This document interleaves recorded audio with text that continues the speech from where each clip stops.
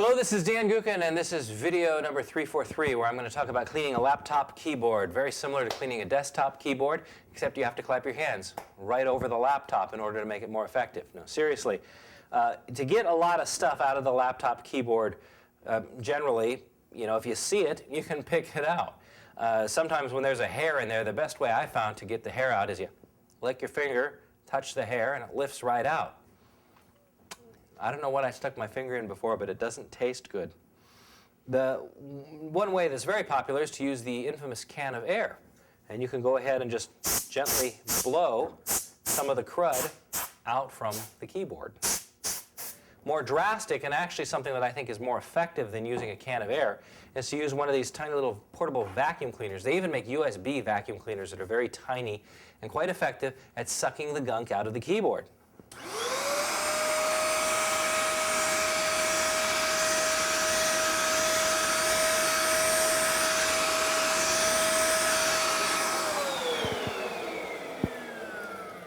And behold, the keyboard is clean.